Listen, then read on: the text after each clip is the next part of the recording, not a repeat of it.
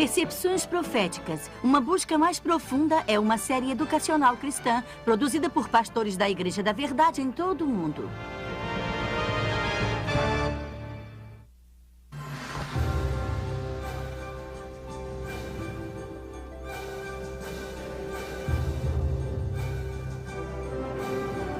Babilônia, uma das mais famosas cidades da Bíblia.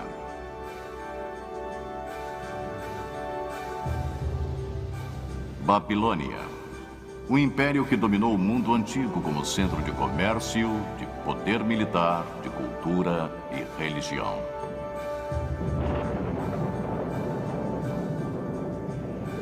Babilônia, o símbolo de riqueza e de opulência, mistério e conspiração, decadência e corrupção.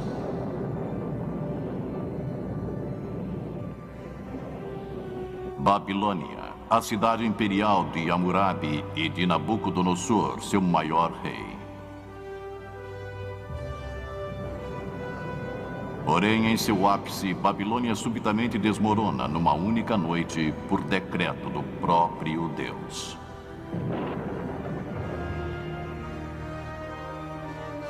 Isso foi há mais de 2.500 anos. Hoje, a Babilônia está surgindo novamente na planície da Mesopotâmia. Sua reconstrução parcial chamou a atenção dos teólogos, estudiosos e professores de profecias da Bíblia. Para alguns, isso sinaliza o surgimento da temida Babilônia, a Grande, prevista no livro do Apocalipse. Mas que relevância teria para nós atualmente? E por que o legado da Babilônia continua a nos fascinar? Unam-se a nós enquanto exploramos a Babilônia, passado, presente e futuro. Numa distribuição Comev. Olá, eu sou Neil Earl. Durante anos como ministro e como historiador, eu me senti fascinado pelo Oriente Próximo, principalmente como se relaciona com a Bíblia. Sabe, quando pensamos nos lugares onde os eventos da Bíblia ocorreram, nós geralmente pensamos em Belém, onde Jesus nasceu, em Nazaré, onde ele cresceu, ou talvez em Jerusalém, onde ele foi crucificado. Mas muitos eventos famosos da Bíblia tiveram lugar numa terra a centenas de quilômetros de onde Jesus vivia, numa parte do mundo chamada Mesopotâmia. Mesopotâmia significa a terra entre os rios Tigre e o Eufrates. Hoje, muito da antiga Mesopotâmia se encontra nas fronteiras do Iraque moderno. A Mesopotâmia é conhecida como o berço da civilização. Algumas de suas cidades datam do começo do registro da história. Possivelmente a mais famosa seja a Babilônia. Localizada nas margens do Eufrates, a cerca de 100 quilômetros ao sul de Bagdá, a Babilônia teve uma longa e fascinante história. Hoje, a maior parte da antiga Babilônia não passa de um monte de ruínas e de resquícios que se encontram sob as areias do tempo.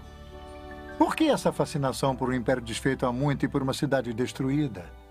Bem, há uma história intrigante, e ela é contada através de textos históricos e religiosos que foram descobertos pela arqueologia. Tal informação, reunida à da Bíblia, torna a história da antiga Babilônia uma história importante para nós hoje. Porque na Bíblia, a Babilônia é mais do que apenas um lugar no mapa. A Babilônia simboliza uma ideia, uma filosofia, uma forma de pensamento oposto a Deus. Tal ideologia, baseada no raciocínio humano, no orgulho e na arrogância dos homens, com frequência expressa como um materialismo autoindulgente que ainda está presente entre nós. Tal atitude fez com que Deus interviesse nos negócios da antiga Babilônia. E como veremos, os escritores da Bíblia relataram e preservaram a história da antiga Babilônia para nos dar uma percepção de nosso mundo de hoje, e muito além, para o futuro. Mas antes que consideremos o que temos pela frente, vamos examinar o que a história pode nos revelar. Porque a história tem a chave de nosso futuro. Nossa história começa muito antes que houvesse uma cidade chamada Babilônia. Ela começa com um grupo de viajantes que chegou à planície queimada pelo sol ao sul da Mesopotâmia há mais de 2.000 anos antes do nascimento de Jesus. A Bíblia nos conta que esses viajantes eram descendentes do patriarca Noé e de sua família. Nas décadas que se seguiram ao Grande Dilúvio, eles migraram para o sul ao longo dos vales do Tigre e do Eufrates. O livro do Gênesis conta que os filhos de Noé se estabeleceram nas planícies de Shinar. Shinar é o nome bíblico da região que foi posteriormente chamada de Babilônia. Hoje é conhecida como o sudeste do Iraque. Deus queria que os filhos de Noé se espalhassem e povoassem a terra. Ao invés disso, desafiadoramente resolveram se unir sob sua própria autoridade. Gênesis 11:4. Eles disseram: venham, edifiquemos uma cidade e uma torre cujo tope chegue até os céus, para que tornemos célebre nosso nome, para que não sejamos espalhados por toda a terra. De acordo com o historiador do século I, Flavius Josephus, o líder dessa gente era Nimrod, o bisneto de Noé. A Bíblia nos conta que Nimrod era um poderoso guerreiro na terra. Sob sua liderança, o povo começou a construir uma grande torre. Nimrod queria criar um embevecimento, um encantamento. Ele queria construir um império. Ele queria manter o povo unido sob sua autoridade. A Torre de Babel, eu acho que ilustra tal propósito com perfeição, porque é exatamente o que eles tentaram fazer. Eles tentaram ser os criadores.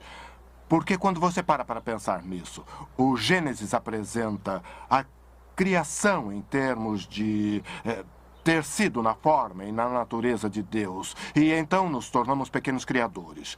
E principalmente em papéis de poder, eles sentiram que haviam se tornado criadores. E se você cria algo e sente que ele é tão superior, que, num certo sentido, você pode quase se ver como sendo uma pessoa destinada, até mesmo divina, como os antigos dirigentes com frequência se viam.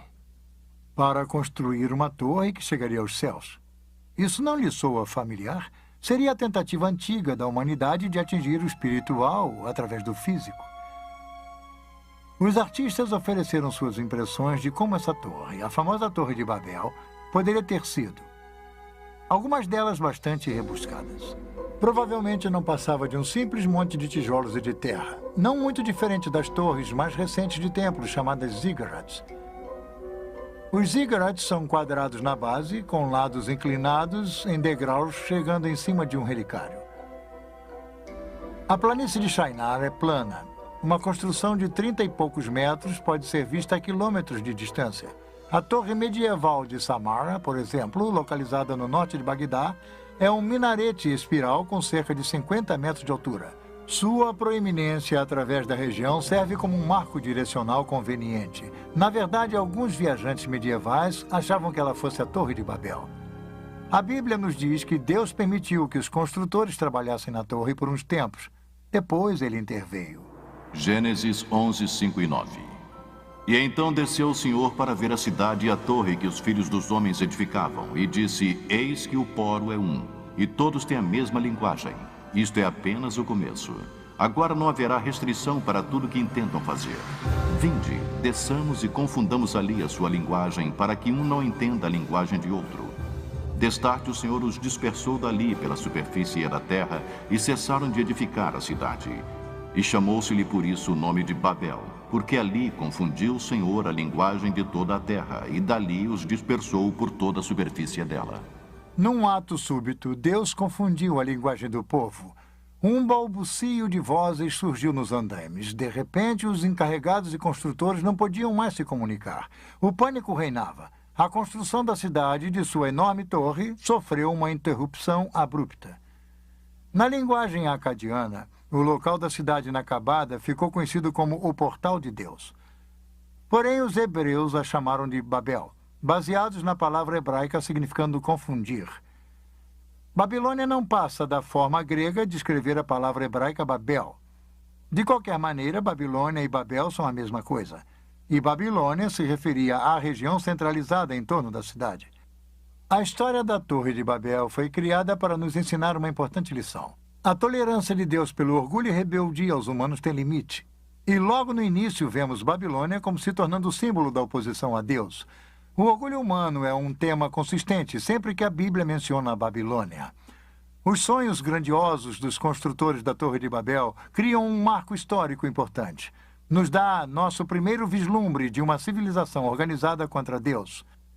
A Torre de Babel foi a primeira intervenção de Deus na história da Babilônia. e não seria a última. Mais de 2 séculos se passaram. Então encontramos a Babilônia reemergindo no cenário mundial, dessa vez com os amoritas. Eles criaram uma dinastia por volta de 2000 anos antes de Cristo. Os historiadores a chamam do Velho Império Babilônico.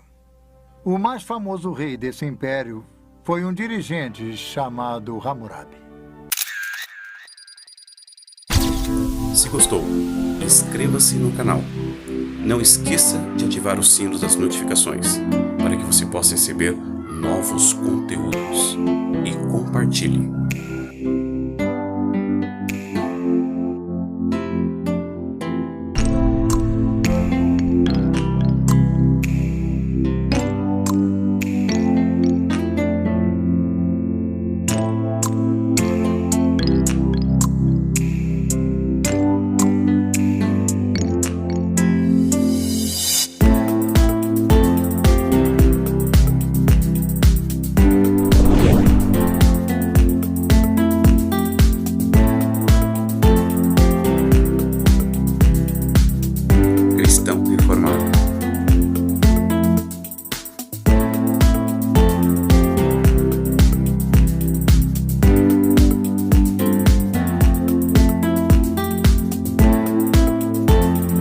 Deseja a todos um feliz ano.